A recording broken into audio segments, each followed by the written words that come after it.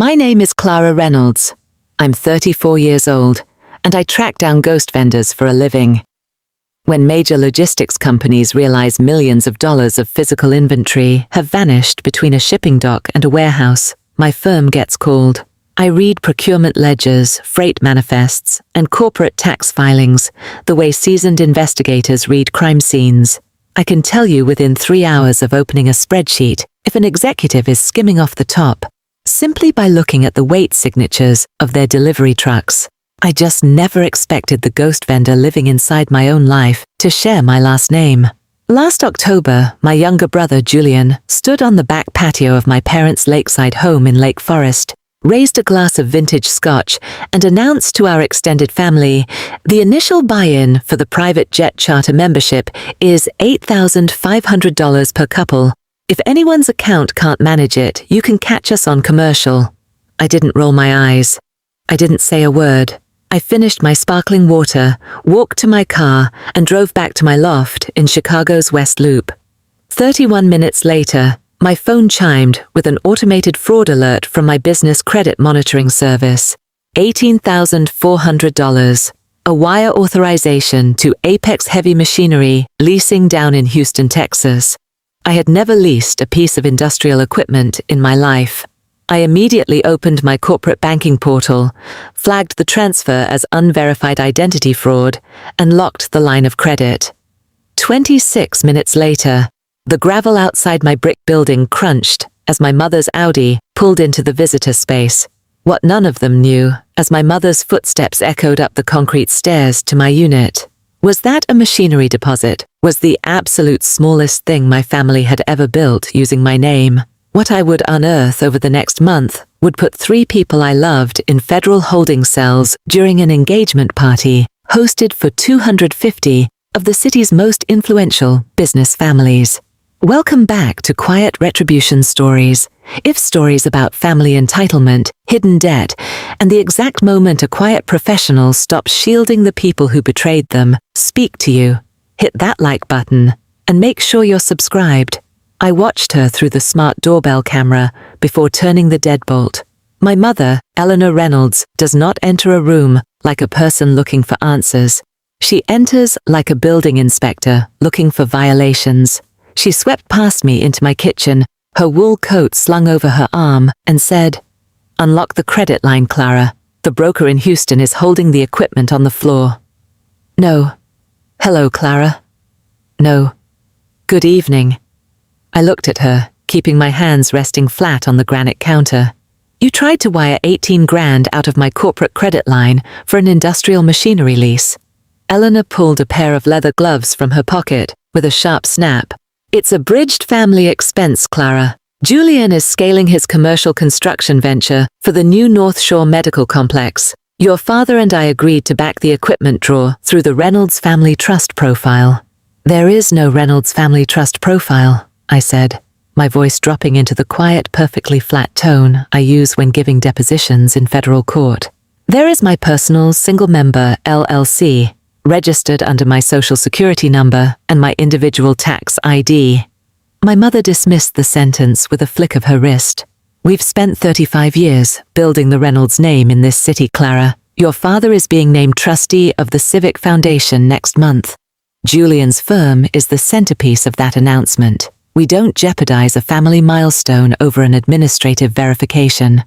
Then she uttered the sentence that had been drilled into my head at every holiday dinner, every country club lunch, and every private school orientation of my adolescence. "We protect the firm at all costs." I said no. I said it politely, the way I'd inform a client that their vendor invoices failed a basic tax verification. My mother stared at me. She didn't raise her voice. "Raising your voice is for people who think they've lost control." She simply adjusted her scarf, turned toward the front door, and pulled out her phone. As she stepped into the hallway, her low, clear voice echoed off the exposed brick. "The corporate line is locked. Draw against the logistics parcel." I stood alone in my hallway, watching the elevator doors slide shut, asking myself one question: what logistics parcel? To understand my family, you have to understand how they measure human worth. My father, Arthur, was a mid-level commercial real estate developer who retired early after 2 projects went sideways in the late 2000s. My mother serves on 3 hospital boards, none of which pay a salary, but all of which demand $10,000 donor table commitments. My brother Julian, 37, calls himself a turnaround developer, which so far has meant a failed luxury storage franchise, a bankrupt boutique hotel concept, and an artisan distillery that lost its liquor license before its grand opening. They live in a stone estate in Lake Forest, custom iron gates, 3 European sedans in the driveway, a reserved row at the Civic Opera House. My grandmother, Evelyn, my mother's mother, an 88-year-old former probate clerk who lives in an independent living suite 2 miles away, was the only one who ever respected the truth of a ledger. The day after the machinery wire got blocked, Grandma Evelyn called my cell. "Clara," she said, her voice dry as parchment paper, "check your mail at the old office address. The certified letters coming there aren't for your father's old holding company."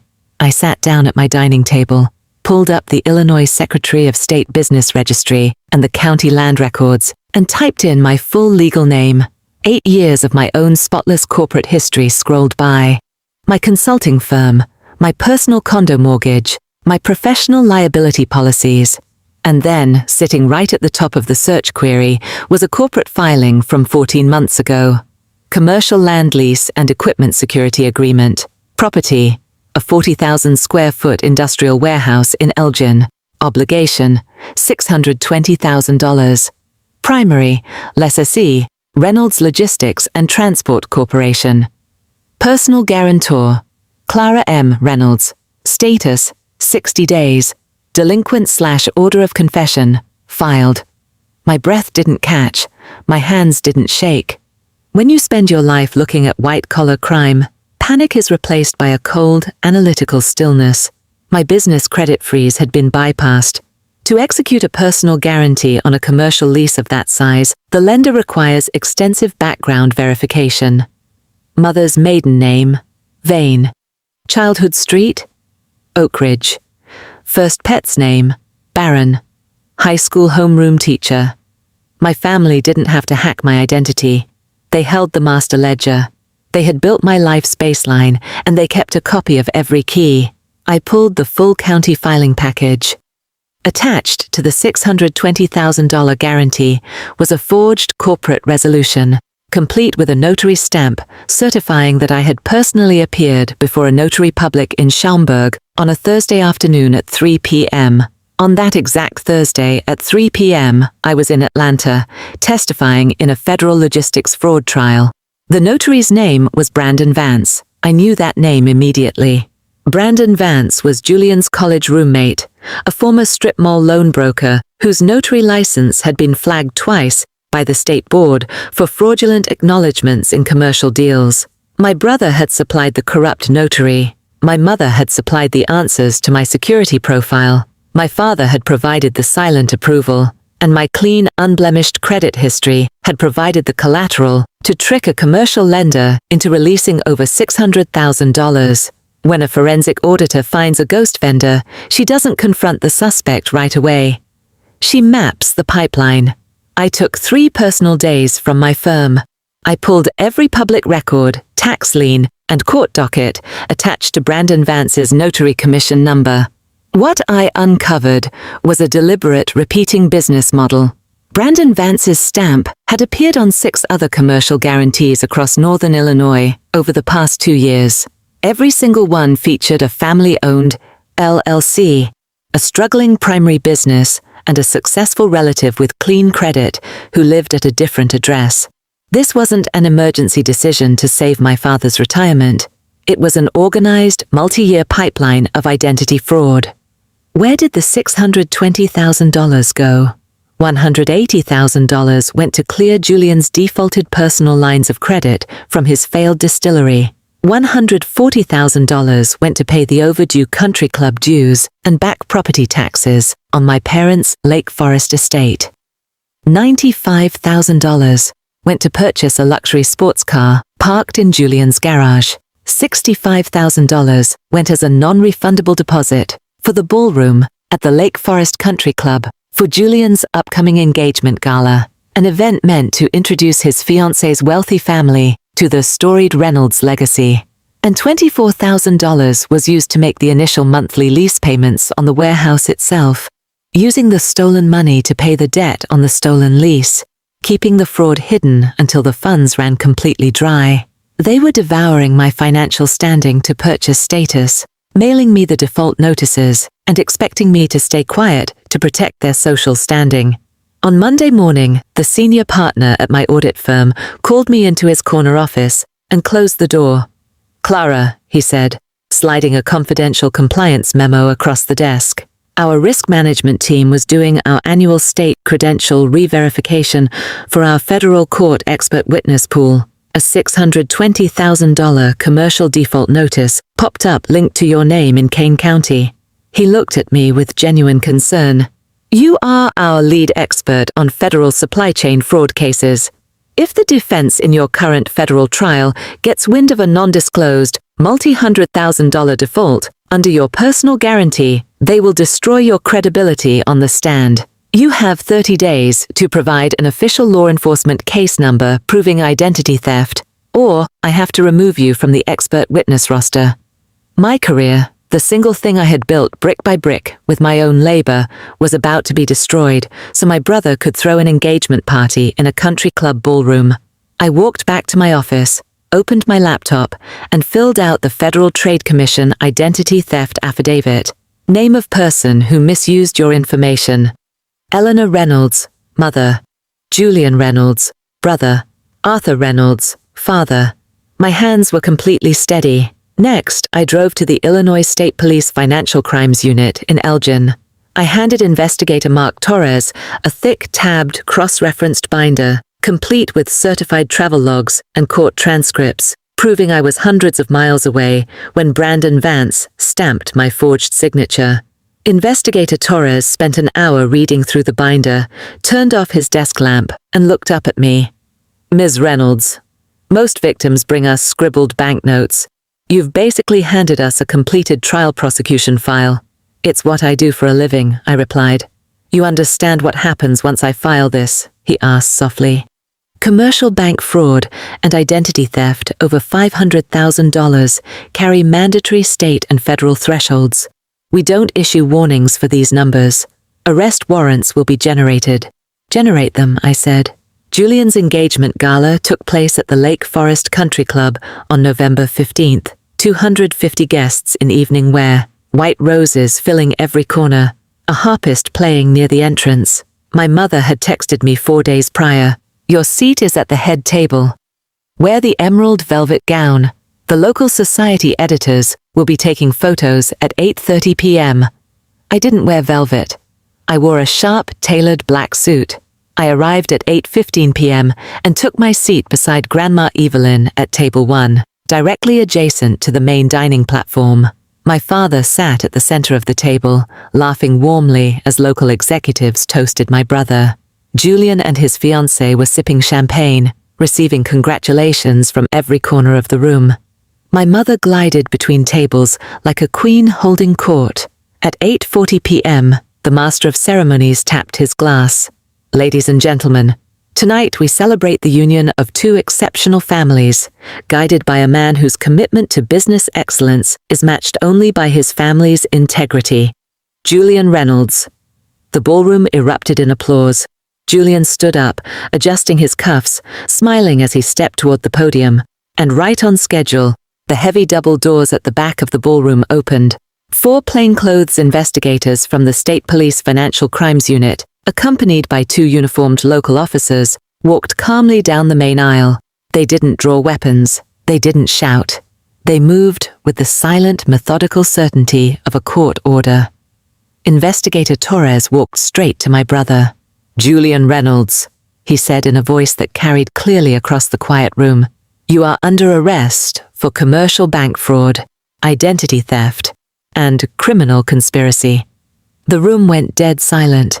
The harpist's hands stopped on the strings. Julian's smile vanished. The uniformed officer stepped forward, brought Julian's hands behind his back, and secured the steel handcuffs with a sharp, heavy click. My mother rushed forward, her glass of wine sloshing onto the floor. "What is the meaning of this? This is a private family event. You have no right." "Eleanor Reynolds?" Investigator Torres continued, holding a second warrant. "You are also under arrest for identity theft and corporate fraud." As the officers moved in, my mother's eyes darted wildly across the ballroom, searching for an explanation, searching for an exit, searching for the person responsible for destroying her perfect evening. And then her eyes locked onto me. I was sitting at table 1. I hadn't moved. I hadn't raised my glass. I was sitting straight, watching her with the calm, unblinking focus of an auditor finishing a balance sheet. My mother froze. The realization hit her with absolute crushing weight. "You," she whispered, her voice cutting through the silent ballroom. "You did this to your own brother." I set my hands flat on the table. "You spent my name, Eleanor," I said, my voice quiet, clear, and unshakable. "I'm just closing the account." The legal machinery moved with absolute mathematical finality. Confronted with my forensic evidence, Brandon Vance agreed to a plea deal within a week. He turned over text messages, wire logs, and email threads, proving that my mother, father, and brother had knowingly engineered the forged lease using my credit and corporate identity. Julian pleaded guilty to federal bank fraud and identity theft, receiving 42 months in federal prison. My mother pleaded guilty to corporate identity theft and received 28 months, with a substantial joint restitution order. My father, whose signature appeared on key corporate resolutions, received 3 years of probation and a massive financial penalty that cleared out his remaining assets. The Lake Forest estate was placed on the judicial auction block 9 months later to pay off the bank defaults and restitution orders. On a clear Tuesday morning, I sat in the county courthouse, represented by a private holding company I established. I placed the winning bid on the Lake Forest home, purchasing it outright using the capital I had built, saved, and protected over a decade of honest professional work. I didn't move into the estate. I converted the house into a verified trust property for Grandma Evelyn, ensuring she would have high-quality, peaceful care for the rest of her life, free from the financial demands of her children. My mother and brother do not write to me from prison. My father sent one letter, which I placed unopened into a filing box in my office marked Resolved Audits. Last week, Grandma Evelyn and I sat on the back patio of the Lake Forest house, watching the sun dip below the trees. No country club fundraisers, no society photographers, no fake jet memberships, just a home, a clean ledger, and a name that finally belongs only to the person who earned it.